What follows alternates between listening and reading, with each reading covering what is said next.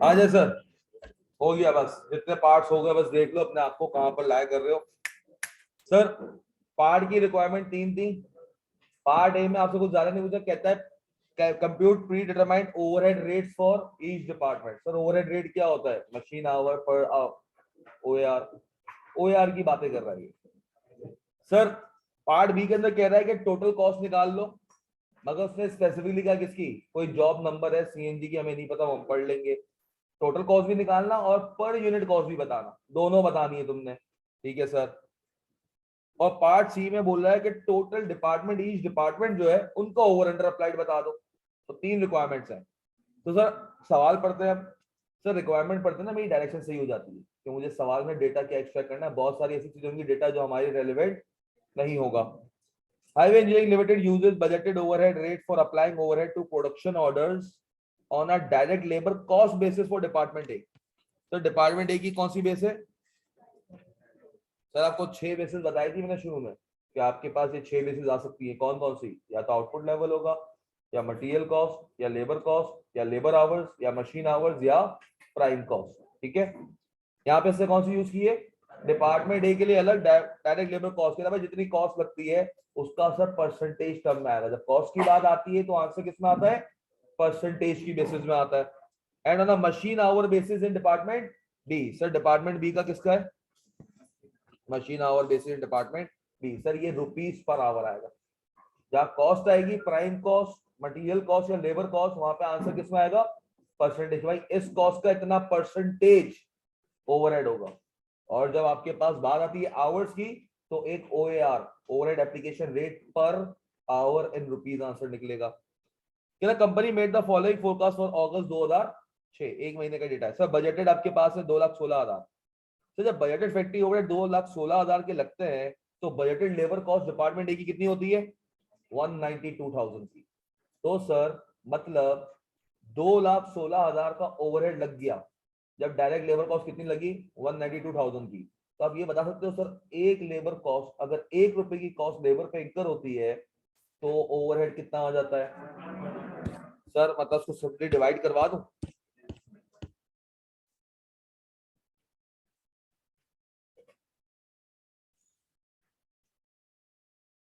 1.125 या 1.25?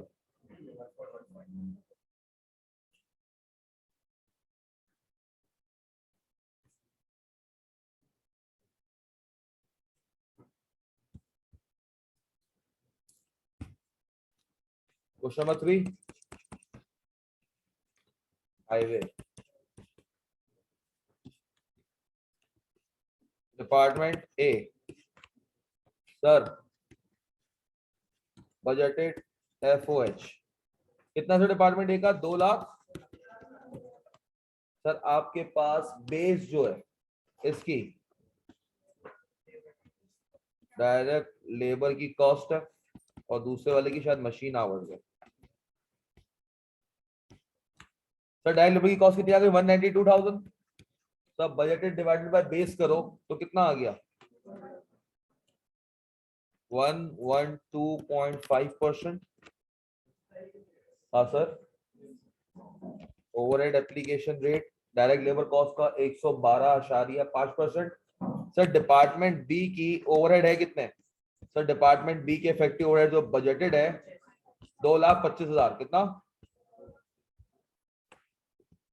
और सर इसको मशीन आवर बेसिस पे बजटेड आपका मशीन आवर्स है कितने? 10,000। तो सर दोनों को divide करवाऊं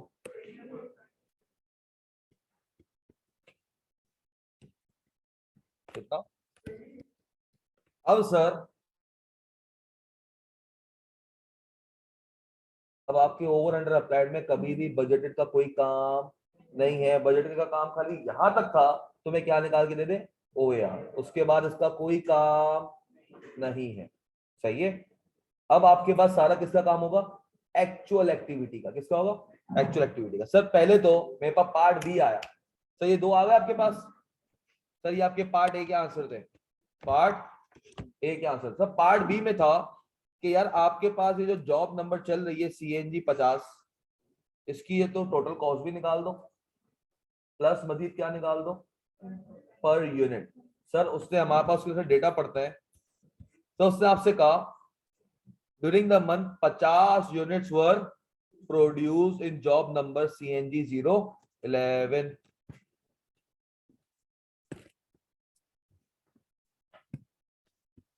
CNG 011। Sir, the job cost sheet for the month depicts the following information. Sir, material issue, sir ये डायरेक्ट उस डिपार्टमेंट का मटेरियल है और उस डिपार्टमेंट की लेबर है, तो सर ये दोनों कॉस्ट तो आएंगी, और तीसरी कॉस्ट कौन सी होगी, ओवरहेड कॉस्ट। ठीक है, तो सर आपके पास 1500, 1800 और डिपार्टमेंट की 2250 और 1250।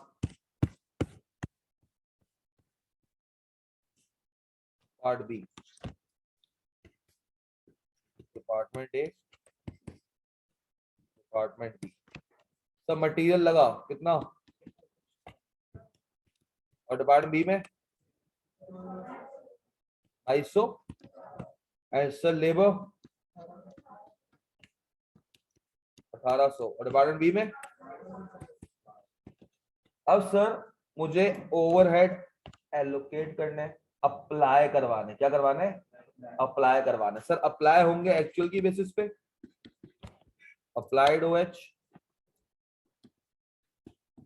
सर मेरे पास बेस थी 112.5% ऑफ लेबर कॉस्ट, तो सर एक 1800 का, इसका 1800 का 112.5% आपने ओवरहेड अप्लाई करवाया किस पे, कितना आया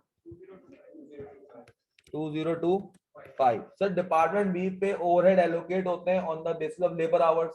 जरा देखो कितने घंटे लगे डिपार्टमेंट बी में लेबर के। सर लेबर के आपके पास जो घंटे लगे हैं, सॉरी मशीन आवर्स, तो मशीन आवर बेसिस कितने घंटे लगे सर 150 आवर्स, और सर हर एक घंटे के ऊपर हम 22.5 अप्लाई करवाते हैं। 150 मतलब 22.5 कितना आया 33, ये आपने अप्लाई करवा दिया। सर एक्चुअल डेटा तो जब ये प्रोजेक्ट चला जाएगा, ये ऑर्डर मैं कस्टमर को डिस्पैच कर दूंगा, फिर जाके टोटल मेरे पास खर्चा आएगा, तब देखूंगा ओवर अंडर क्या हुआ। आपने जॉब को क्या चार्ज करना है, ये वाले पैसे। क्लियर है, बताओ सर कितना आया 53, एंड ये तो जरा मुझे टोटल बता दोगे 12,000।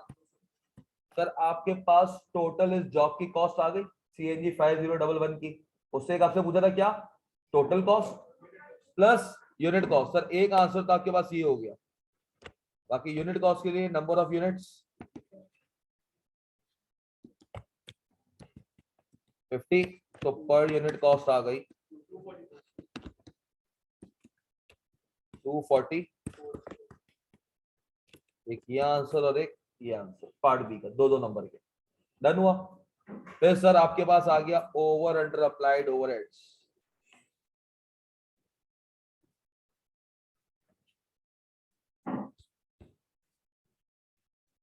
सी,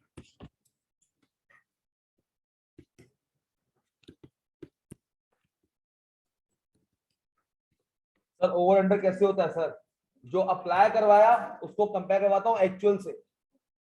अब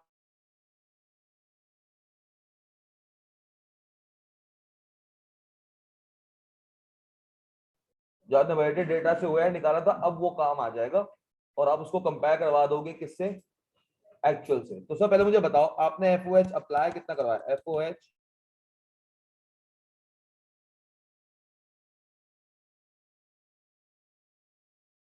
डेटा जो है आपके पास, सर फैक्ट्री ओवरहेड थे 2,40,000, ये एक्चुअल थे, क्या थे एक्चुअल।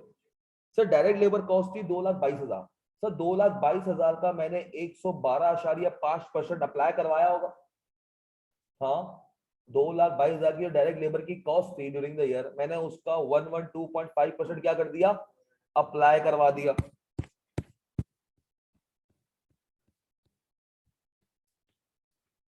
दो लाख 22,000 का सर रेट्स में हमने डिफरेंट बेसिस क्यों नहीं है दोनों डिपार्टमेंट्स की, काइंडली फिर बता दे। बेटा हमने नहीं ली, हमें एग्जामिनर ने कहा था कि इस तरीके से लो, लेबर को जितना पैसे देता हूं उतना मेरा ओवरहेड लग जाता है। वो डिपार्टमेंट होगा शायद लेबर की कॉस्ट की बेसिस पे। दूसरा वाला मशीन आवर कि मशीन जितने घंटे काम चलती है, शायद वो वाला जो डिपार्टमेंट बी है वो मशीन इंटेंसिव यूनिट है, कि मशीन जितने घंटे काम करती है उतने घंटे शायद हमारी जो है ओवरहेड्स इंकर्ड हो रहे होते हैं। और जो डिपार्टमेंट है वो किस पे इंकर हो रहा होता है, डायरेक्ट लेबर की कॉस्ट की बेसिस पे। ये आपको एग्जामिनर खुद बताएगा। अगर ना बताए, डिपार्टमेंट को तो बताएगा हमेशा, तो वो दूसरी चीजें होती है ना, रेंट एंड राइट और ये इलेक्ट्रिसिटी और डेप्रिसिएशन पावर, ये आपको क्या करना पड़ेगा, हमेशा आपको कह सकता है कि अपनी खुद बेसिस पे क्या करो, एलोकेट करो। सर अगर साइलेंट हो तो हम यूजेज पर देखेंगे कहाँ ज्यादा यूज हो।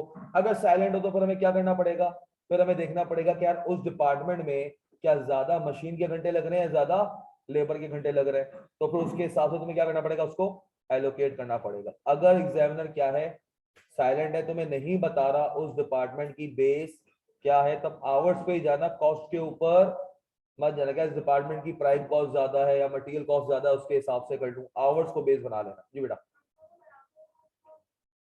दोनों बराबर तो आंसर सेम ही आएगा, टेंशन ही दूर हो गई है ना। सर 2,22,000 इंटू 112.5% और डिपार्टमेंट बी, ये सवाल थोड़ा कंफ्यूजिंग है, अगर इसको कंफ्यूजिंग कह रहा है तो आगे पता नहीं तेरा क्या होगा। 249 24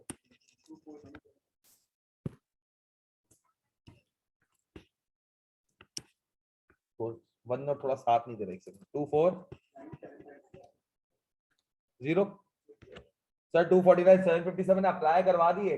सर पूरे महीने में सिर्फ जॉब नंबर 50 तो नहीं चल रही थी ना सर, जॉब 50 गई होगी, उसको भी मैंने 112.5 में अप्लाई करवा के दे दिया होगा, दूसरी जॉब भी चल रही होंगी। पूरे महीने हमने क्या किया, जो भी प्रोजेक्ट चल रहे थे, हम लोगों को ये तो नहीं कहा ना भाई रुको, मंथ के एंड में डेटा आएगा फिर बताएंगे क्या कॉस्ट आपको हम लगाएं, कितने में आपको बेचें, ऐसा नहीं होता। तो सर जैसे आपके पास ये काम चल रहा होता है ऑन गोइंग, आप क्या करते हो, एक अपनी एस्टिमेट की बेस पे अप्लाई करवा देते हो प्रोडक्ट्स को, एंड में देखते हो नफा होगा तो हमारा, नुकसान होगा तो वो भी हमारा, मगर इतना ज्यादा नहीं होता, क्योंकि जब कंपनी इस तरह करती है तो एक एस्टीमेट बेस्ट एस्टीमेट होता है, आसपास ही होता है, एक्चुअल और जो आपका जो अप्लाई होता है उसमें इतना ज्यादा फर्क नहीं आता, माइनर सा फर्क आता। सही है sir. Department B, sir department B में आपके जो मशीन के थे, पार्ट बी एक बार एक्सप्लेन कर दे प्लीज।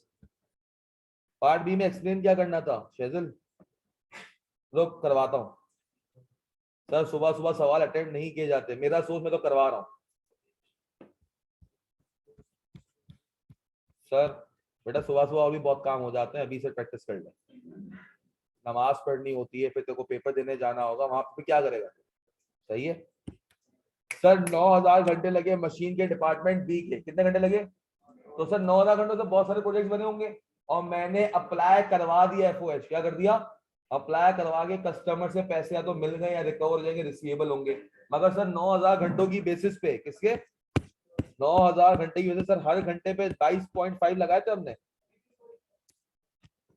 9,000 इंटू 22.5 कितना आया, 2,02,000। अब सर ये आपने, ये वो पैसे हैं जो आपने जॉब को चार्ज करके कस्टमर से ले लिए। सर एक्चुअल डेटा आया मंथ के एंड में, बिजली का बिल और ये सब चीजें आई, जब वो आई तो वो एक्चुअल कितना था सर, एक्चुअल ओवरहेड्स जो डिपार्टमेंट ए के थे वो कितने थे, 2 लाख। सर 2,40,000 का एक्चुअल हुआ है, मैं कितने रिकवर करके बैठा हुआ हूं, ज्यादा रिकवर कर लिए, अच्छा काम हुआ, फायदा हो गया। तो सर ये क्या हो गया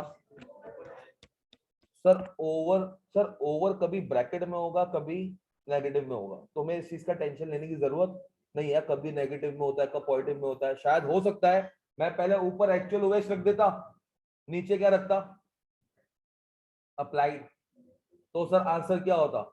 मगर से तुमने क्या करना है सर, ओवर तुमने देखना ये ओवर है, तो ये 9750 पॉजिटिव में आ रहा है, तो पॉजिटिव में रखना।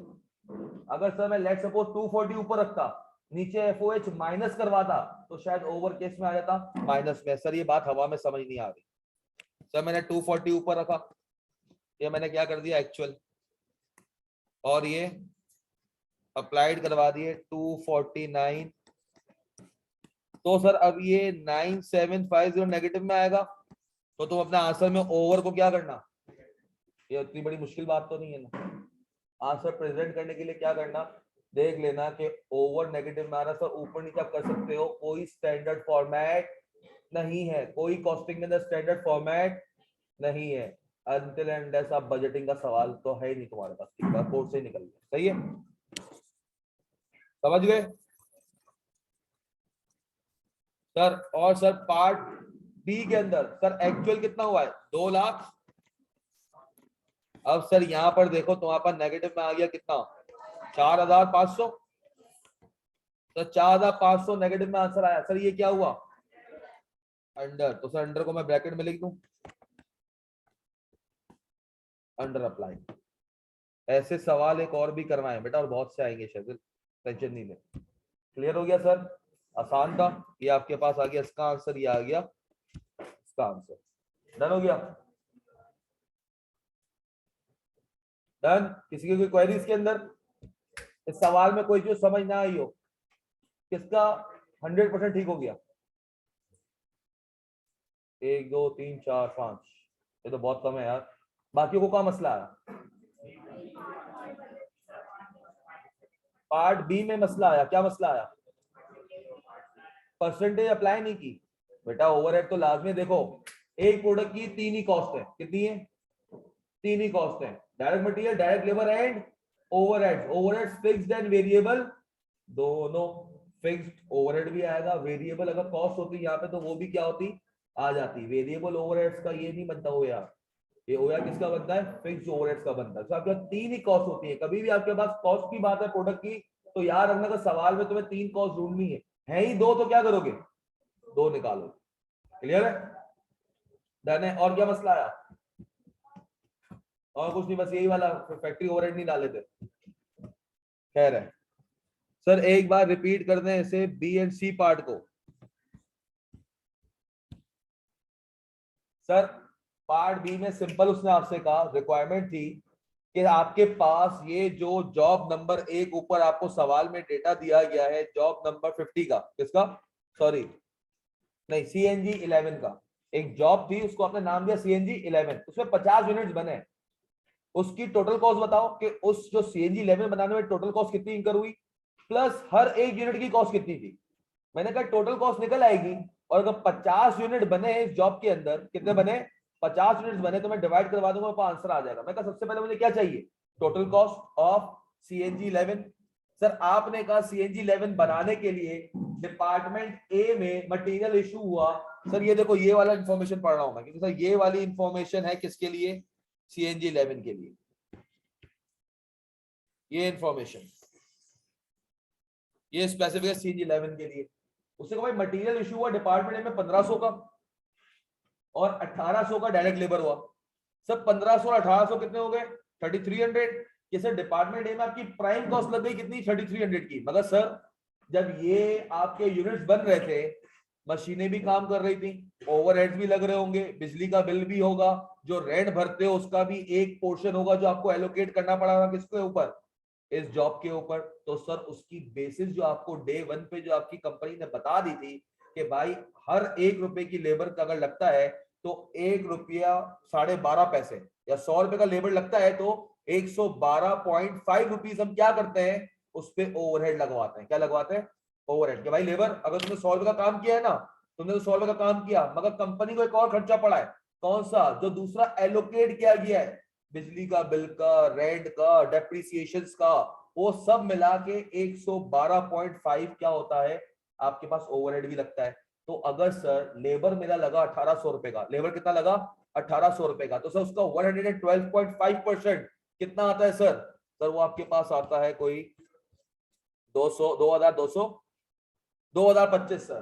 तो आपने कहा डिपार्टमेंट ए में 1500 का मटेरियल, लेबर 1800 का, 2025 का ओवरहेड लगा।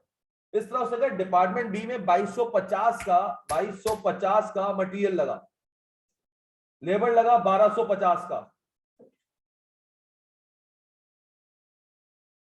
तब नहीं बोल, मैं बोल रहा हूं तब नहीं बोल भाई। मटेरियल लगा कितना 2250 का, लेबर लगा कितना 1250 का। फिर उसने आपसे कहा यार डिपार्टमेंट बी जो है ना, जितने मशीन के घंटे चल रहे होते हैं ना उतना ओवरहेड लग रहा होता है, उतनी बिजली ज्यादा यूज हो रही होती है। हमने उसको बेस बनाया हुआ किस पे, मशीन आवर बेसिस पे। तो उसने कहा कि डिपार्टमेंट बी के अंदर इस जॉब को परफॉर्म करने के 150 घंटे लगे। कितने लगे? मशीन ने 150 घंटे काम किया ताकि 50 यूनिट बन सके। हमने कहा 150 घंटे काम किए 50 यूनिट के लिए, तो हर घंटे के हिसाब से हमने ₹22.5 क्या किए होंगे, इस जॉब को एलोकेट किए होंगे। अब सर हमने उसको करा 3375, 3375, हमने सबको ऐड किया तो ये आ गया 6875। अब सर कंपनी में कॉस्ट आ जाती है ना, अब कंपनी इसको मार्कअप पे बेचना चाह रही है, मार्जिन पे बेचना चाह रही है, वो कंपनी का अपना मसला है, वो कंपनी का अपना मसला है कि वो मार्कअप पे बेचे या इसको मार्जिन पे। मगर सर वो मार्कअप या मार्जिन लगाने के लिए कंपनी को अपनी एक सेलिंग प्राइस डिटरमाइन करने के लिए पहले कॉस्ट तो पता हो ना कि प्रोडक्ट मुझे कितने का पड़ा है। मगर सर कंपनी देखो मटेरियल और लेबर तो उसको समझ आ गया ना, यार एक सीएनजी बनाने के लिए कितना प्लास्टिक लगेगा, ये नोजल लगेगी, ये थर्मोमीटर लगेगा, ये सब लगेंगे। उसको ये पता है कि एक सीएनजी बनाने में, किट बनाने में मुझे कितना खर्चा लगेगा। मगर सर एक ओवरहेड का खर्चा होता है, वो कंपनी को पता नहीं होता। तो सर वो एस्टिमेट की बेसिस पे क्या करवाया जाता है, अप्लाई करवाया जाता है। अप्लाई करवा के आप कस्टमर को ये नहीं कहते महीने के एंड में आना या साल के एंड में आना, एक्चुअल डेटा मिलेगा फिर मैं तुम्हें बताऊंगा। वरना सर इस तरह तो तुम्हारे पूरे साल क्या होंगी, प्राइजेस डिफरेंट होती रहेंगी। इन्फ्लेशन आता है तो एक इम्पैक्ट होता है। अभी तुम जाओ मार्केट, तुम कहो यार कल तो मुर्गी लेके गया था 450 में, 500 में क्यों, वो तुम्हें जवाब देगा डॉलर ऊपर बढ़ गया। मैं कहा थी तो मुर्गिया डॉलर चुकती थी ना, कहेगा भाई फर्टिलाइजर महंगा हो गया। फिर आप कहोगे हाँ समझ आ रहा है इन्फ्लेशन का इम्पैक्ट है। मगर इन्फ्लेशन नहीं है तो आपके पास पूरे टाइम क्या रहनी चाहिए, एक प्राइस कांस्टेंट रहनी चाहिए। अब सो कांस्टेंट प्राइस के लिए आपको क्या करना पड़ता है, एक बजट बनाना पड़ता है कि मैं ये ओवरहेड किस बजट की बेस पे क्या करूं, अप्लाई करवाऊं। तो सर आपने कहा सर 6875 डिपार्टमेंट बी में लगा, 5325 डिपार्टमेंट ए में लगा, तो टोटल कॉस्ट इन यूनिट को बनाने की जो 50 यूनिट थे वो लगी 12200 की। सर ये 12200 में एक सीएनजी नहीं बनी, कितने बने, 50 यूनिट। 50 से डिवाइड करवाया तो तुम्हारे पास 244 आ गए। ओके अताउल्लाह हक एंड शहजिल अहमद। यार ये तो बेटा एक मिसाल है ना। अब मिसाल के तौर पे तुम कहो कि यार जो मोहम्मद शाह फ्रेंच फ्राइज वाला है, वो लेबर जितने घंटे खड़ा होगा उतने घंटे मशीन चल रही होगी। हाँ ऐसा तो नहीं है ना कि मशीन चला के लेबर चला के आगे चिप्स जल जाएंगे। उधर लेबर की सुपरविजन क्या है, जरूरी है। मगर सर बहुत दफा क्या होता है, जब मशीन नहीं भी चल रही होती, मोहम्मद शाह क्या कर रहा होता है, मसाला डाल के उसको हिला रहा होता है मसाला ताकि बिल्कुल सही से वो हो जाए। फिर उसके बाद उसको डब्बे में भी डाल रहा होता है, कैचअप वगैरह भी दे रहा होता है, दूसरों को एंटरटेन भी कर रहा होता है। तो सर वो इलेक्ट्रिक का बिल जब तक मोहम्मद शाह वहां खड़ा हुआ है तब तक बिजली का बिल भी चल रहा है। सही है। दूसरा एक डिपार्टमेंट है, वहां पर क्या होता है, एक मशीन चला के ऑपरेटर चला जाता है, मशीन अपना काम करती है, आधे घंटे के बाद आके लेबर चेक करता है, आंख देखने के खाली पहुंचाए रखता है क्या सही हो रहा है या नहीं हो रहा। तो आपके पास हर डिपार्टमेंट एक अलग इंटेंसिव यूनिट है। कहीं पर लेबर इंटेंसिव होता है कि लेबर को वहां खड़े होकर हर वक्त काम करना है, कहीं पर क्या होता है, मशीन होता है। मिसाल के तौर पे तुम कहो सर डॉन ब्रेड है, डॉन ब्रेड वाले को शीरमाल हाउस वाले को कंपेयर कर सकते हो, हालांकि दोनों सेम इंडस्ट्री में वो भी रोटियां बना रहा है, वो भी रोटियां बना रहा है, बेकरी वाला भी रोटियां बना रहा है और डॉन वाला भी, एक बेकरी की ब्रेड होती है, वहां पर लेबर कंटिन्यूअसली काम कर रहा था बेकरी के अंदर, मगर डॉन कंपनी के अंदर लेबर काम इतना नहीं करता। वहां पर आटा जो गूंदा जाता है वो मशीन के थ्रू गूंदा जाता है। हाँ वहां पर सारा का सारा ऑटोमेटेड प्रोसेस है। मगर जो आपके इलाके में बेकरी है वो ऑटोमेटेड प्रोसेस नहीं है, एक ही बंदा वो तो काटता भी खुद ही है ना छुरी से। हाँ वहां पर तो क्या है, मशीन है, वो बिल्कुल परफेक्ट स्लाइसेस आती है। कभी तुमने अगर डॉन की ब्रेड देखो, परफेक्ट स्लाइसेस होती है, थिक एंड थिन नहीं होती। मगर सर जो बेकरी वाला है कुछ पतली कुछ मोटी होती है ना, कुछ तो ऐसा लगता है कि है ही नहीं। तो सर आपके पास हर डिपार्टमेंट के लिए क्या है, हर कंपनी अपने हिसाब से देखेगी कि यार मेरी जो डिपार्टमेंट की कॉस्ट है वो लेबर इंटेंसिव है या मशीन इंटेंसिव है। क्लियर है। तो इसीलिए आपको आईकेएफ वाला आपका जो एग्जामिनर सवाल भी देता है वो क्या कहता है, एप्रोप्रिएट बेसिस पे एलोकेट करो। किसमें करो, एप्रोप्रिएट बेसिस पे। पार्ट सी दिखाएं भाई, डन हो गया पार्ट सी। बेटा पार्ट सी में मैंने आपसे कहा डे वन पे हमने बजटेड ओवरहेड निकाल लिया था। एक बजट बना लिया था ताकि हम अपनी जॉब्स को, जो भी हमारे पास कॉन्ट्रैक्ट्स आएंगे, जो भी हमें जॉब करनी होगी, उस जॉब की हमें कॉस्टिंग कर सके। उसके लिए मैंने डे 1 पे एक बजटेड रेट निकाला था। मैंने बजटेड रेट निकाला था, मैंने कहा यार एक्चुअल डेटा तो साल के एंड में आएगा या महीने के एंड में आएगा, बिजली का बिल कब आएगा? महीने के एंड में ना। मगर सर महीने के बीच में मेरे पास ये मुझे देना है, फॉर एग्जाम्पल तुम गए अपनी शादी का जोड़ा सिलवाने, अब तुम्हें दर्जी कह दे कि यार नहीं अभी जोड़ा नहीं दे रहा, अभी तू ऐसे ही चला जा, बाद में जब महीने के एंड में बिजली का बिल और सब आ जाएगा हिसाब किताब, उसके बाद मैं कॉस्टिंग करके फिर तुमको जोड़ा दूंगा, तो क्या करेगा बाद में? तो कहेगा वैसे भी काम नहीं था। तो सर पैसे बच जाएंगे ना, ठीक है। तो सर ऐसा नहीं होता ना, आपको एक प्रोडक्ट कस्टमर को डिस्पैच करना है। सर आप इस बेसिस पे अपने प्रोडक्ट की प्राइसिंग को नहीं रोक सकते कि मेरे पास एक्चुअल डेटा मौजूद नहीं है, इसीलिए आपके पास क्या आता है, बजट कर लो। सर एक बंदे को पता होता है कि यार मेरे पास अगर मैं एक, फॉर एग्जांपल आजकल एसी चल रहा है घर में, नहीं चल रहा, चलता है कभी? हाँ अबे घर में कभी तो जाता होगा ना, वहां पे भी नहीं है। देखो हमारे अब्बा हुजूर बचपन में जब हम नहीं कमाते थे, नहीं तब भी नहीं होता था ऐसा, कभी दोस्तों के घर में हम जाते थे ना पढ़ने के लिए, तो 2 घंटे के बाद अब्बा आ जाते थे उनके एसी बंद करने के लिए। उनको पता था 2 घंटे से ऊपर चलेगा तो जो बिल है वो 25 की जगह 30-35 क्रॉस कर जाएगा। उनको कैसे पता था? भाई एक एस्टीमेट है ना, एक्सपीरियंस है, वो बंदा हर महीने का बिल भरता है। इसी तरह एक दर्जी है, उसको पता है क्या रमजान में मैं इतने सूट चलाऊंगा, मैं इतनी मशीनें चलाऊंगा तो मेरा बिजली का बिल इतना आ जाएगा। तो वो क्या करता है, एक ओवरहेड रेट बेसिस बना लेता है कि 1 घंटे में इतना बिजली का बिल आ जाएगा। क्लियर है? डन हुआ? Sir FOH applied, sir budgeting MFA में बेटा तू भी कॉस्टिंग पढ़ लेना यार, फिर तू पार्ट बी में जाइयो, ग्रुप बी में। हाँ हाँ बजटिंग एमएफए में है। सर एफओएच अप्लाइड आ गया। सर आपने कहा कि भाई 2,22,000 रुपए लेबर की अगर मैंने कॉस्ट दी है, उसका 112.5% 249,750 मैंने अप्लाई करवा दिया। अप्लाई का मतलब क्या हुआ, जॉब्स को चार्ज कर दिया। अब चाहे वो गुड्स मेरे पास इन्वेंट्री में पड़े हुए हो या डिस्पैच हो गए हो, मुझे इतने पैसे तो कस्टमर से रिकवर हो जाएंगे। फिर सर हमने कहा यार एक्चुअल जब डेटा आया डिपार्टमेंट ए के ओवरहेड्स का, वो कितना था, 2,40,000। मैं चार्ज करके बैठा हुआ 249,750, एक्चुअल डेटा आया कितने का, 2,40,000 का। तो सर ये मेरे पास क्या आ गया, इनकम आ गई। क्या आ गया, इनकम। चार्ज ज्यादा करवा दिया, एक्चुअल खर्चा क्या था, कम। सर डिपार्टमेंट बी, मैंने एब्जॉर्ब करवा दिए 2,02,000, नहीं अप्लाई करवाया कितने, 2,02,500, एक्चुअल आ गया 2,07,000। अब 4,500 क्या करूं, कस्टमर को कॉल करके तो नहीं कहूंगा ना भाई दूसरे पैसे दे, तो क्या होगा, मेरी कॉस्ट होगी, मेरी कॉस्ट ऑफ गुड्स सोल्ड का पार्ट बन जाएगा, मेरा एक्सपेंस बढ़ जाएगा। क्लियर?